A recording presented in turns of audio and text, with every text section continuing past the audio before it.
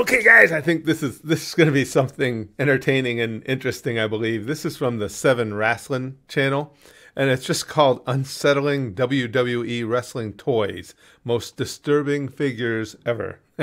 And I'm trying to remember, right off the top of my head, I can remember because my son used to collect the figures. Actually, my older son, my younger son, both used to collect figures at different times. And I can remember seeing some that you just kind of gave a second look at and was like, oh, that... I didn't remember him, having leprosy or something, but I can't remember specifics. So this might bring back some totally frightening memories for us all. Brother. Yeah. WWE Wrestling Action Figures, from those big rubber LJN monsters to today's highly detailed metal. Are you guys old enough? How many of you guys were old enough that you had those, as he said, those big rubber monsters? I remember them. That was my oldest son in his era. That's what you got. And yeah, I bought a couple action figures myself. I'm a mark. They've been entertaining the young and the young at heart for nearly 40 years. But some of those toys, they probably should have stayed on the drawing board. What the hell was that? Siete here for 7 Wrestling. Wait a second, is that Alien Sting or Sting the Crabman with big meaty claws? Wow, has he got SpongeBob working in his restaurant? Probably should have stayed on the drawing board. I'm Senior Siete here for 7 Wrestling, and let's take a look at 7 of the most disturbing wrestling toys of all time. This should be good. If you enjoy this content, do us a favor and thumbs up this video, subscribe to the channel, and vertical suplex the notification bell. I like this guy. WWF Maximum Sweat, Road Dogg. Well, Road Dogg was disturbing Jack's anyway. Pacific office, circa 1999. A group Just of kidding, designers Road Dogg. surrounded by crumpled piles of paper as they try to come up with the next big thing. Finally, one of them stands up and shouts, "I've got it." Eureka! What if the action figures could actually sweat? Everybody laughs off this I don't dumb remember idea this. and goes on with their brainstorming session. Just kidding. This one made it out of the boardroom and into the homes of disappointed children everywhere. How did it work? Homes of disappointed children. Oh, I have so many questions. Is the sweat actually salty? Does it give you the aroma of a locker room? Because that I'm far too familiar with. Because some of the guys would come into the locker room already seeming as if they've been sweating too much, or smelling as if they've been sweating too much. Well, to hear the packaging tell it, these bad boys are pumped up and ready to explode. Fill their hot heads with water and watch sweat ooze from their bodies as they heat things up in the ring. Perfect. Oh, no. How kids would talk about Stone Cold Steve Austin, it was never about the beer or the cool shirts or the stunners or standing up to authority. No, it was always, wow, look at that guy sweat. Yeah, it was. This guy puts these videos together. It's good. He's right. I mean, didn't we all? I mean, how many of us didn't take notice when a wrestler glistened just right? Who needs baby oil when you got sweat? Then why are we picking on good old Road Dogg? Yeah. Well, since these figures were maximum sweat, they were also given maximum physiques. And while it isn't ridiculous to portray the buff Billy Gunn like this, it is downright insane to create a Road Dogg figure. The same Road Dogg who wore a friggin' pajama bottoms and t-shirt. Same could be said for me. So I'm laughing at Road Dogg, but if they're making a figure of me, it would be just ridiculous. His entire career, to hide his physique, to portray him like this is nuts. Yeah. Yikes. Yeah. Number 2, LJ. Okay. I gotta look back. Yeah, he's not wrong. That's a little disturbing. Nuts. Yikes. Number 2, LJN Miss Elizabeth. Oh, what'd they do to poor Miss Elizabeth? The LJN Big Hunks of Rubber were the first figures ever released by the WWE, and they were awesome. The LJN Big Hunks of Rubber, I like Hulk that. Hogan, Roddy Piper, Andre the Giant. We had. That's him. That's Andre. Yeah, that was. I had that one. You had tag teams like the British Bulldogs and the Heart Foundation. I don't know if I owned it. I think I bought it for my son. Like Bobby Heenan, Vince McMahon, and Mean Gene Okerlund. Didn't have any of those. If you wanted to complete one of the hottest duos of the 80s, Macho Man Randy Savage would need his manager and singer wife, Miss Elizabeth. I never saw that Miss Elizabeth one. LJN got a little creative with this one, sculpting a version of the First Lady of Professional Wrestling without her ring gear on. Perverts. And as these things go, wait a second, word got out, and on with this one, they didn't release a version of Miss Elizabeth naked. Did they? I mean, that was early in the process, right? And then they painted clothes on her. I'm hoping a version of the First Lady of Professional Wrestling without her ring gear on. Perverts. And as these things go, of course, word got out. And eventually, the figure itself ended up for sale. What's crazy is you can actually purchase this figure. Get out of here! Oh, it's the prototype, right? Oh, are you serious? No, nobody's gonna pay. Come on, $40,000. You can ask for any amount you want on eBay. Right now, if you've got 40 grand and a complete lack of human decency.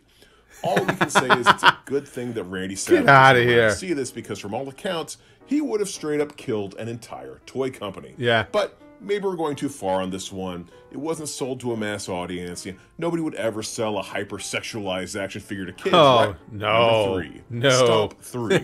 Here we go. Before Sable was the skin-bearing ratings goddess of WWE, she was just Mark Merrow's buddy. She'd wear fashionable evening gowns and escort the wild man to the ring.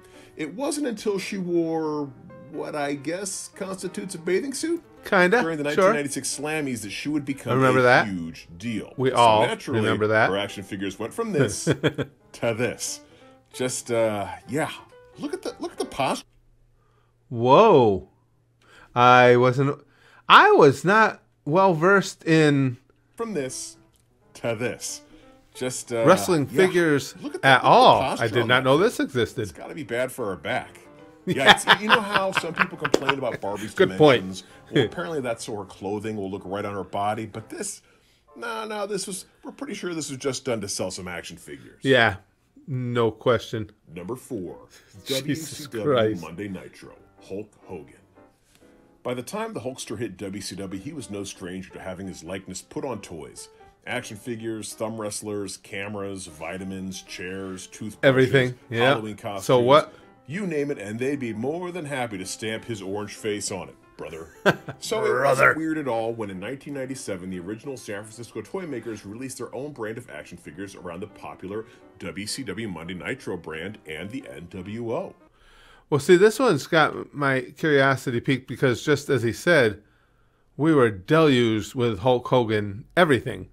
So I'm curious how this one could be unsettling any more than just the fact that Nash, his finisher was a leg drop. Sting, Lex Luger, The Giant, Kevin Sullivan.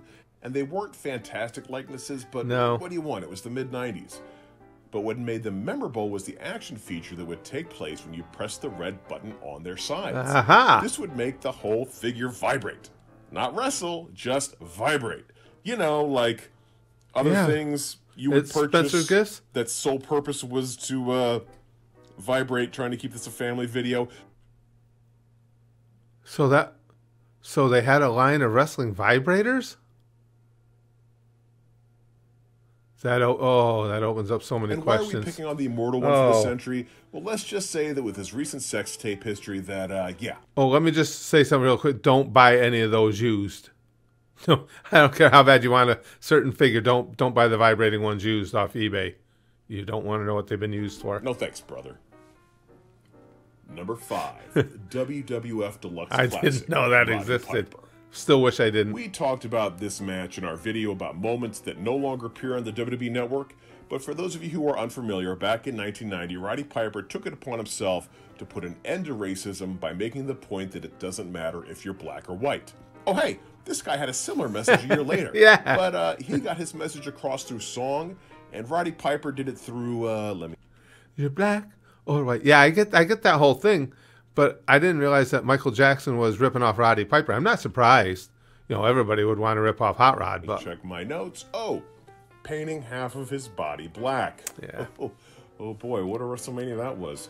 Anyhow, for whatever reason, when Jakks Pacific was trying to figure out which limited edition figure they made a figure of that one, entice press and buyers to visit them during Toy Fair 2007, they came up with this monstrosity. There you go. I like to think it's the same guy who came up with the. Oh, that's just. Oh, that's not good. Whose idea was that? You guys probably already knew about the existence of this, didn't you? You guys are way ahead of me on everything. This monstrosity. Oh I like my! To think it's the same guy who came up with the sweating action figure. But since this was a corporate giveaway, only 100 figures were creative. Good. Which some people would argue is 100 too many. Yeah, truth.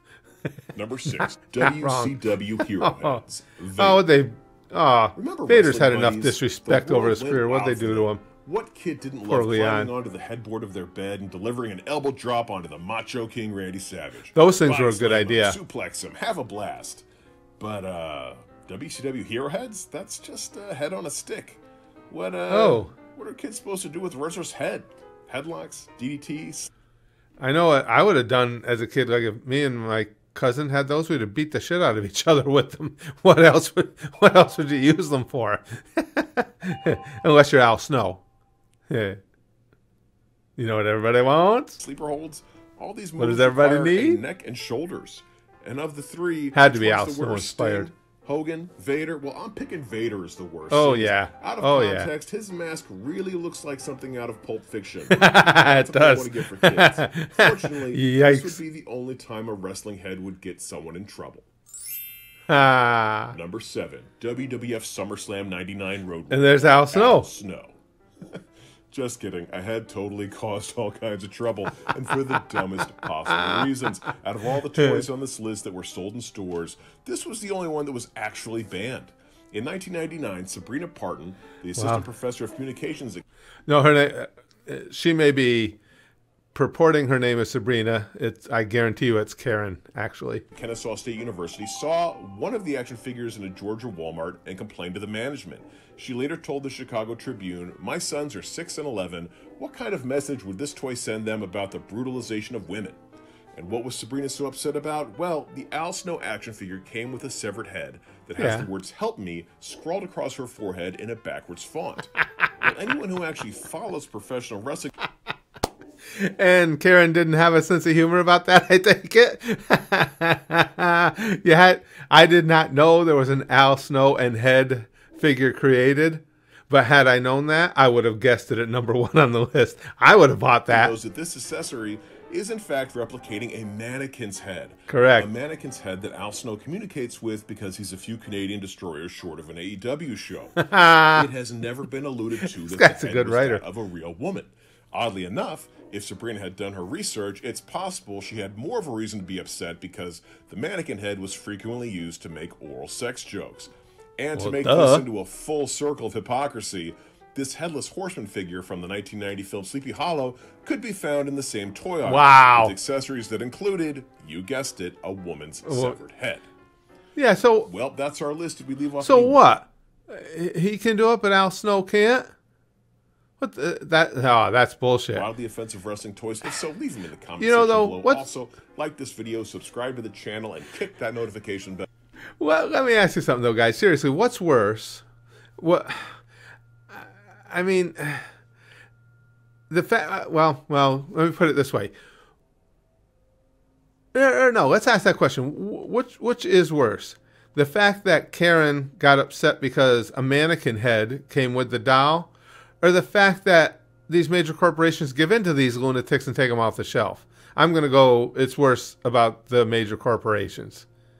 Instead of just telling her, get lost, bitch. But, I don't know. It's a mannequin head, honey.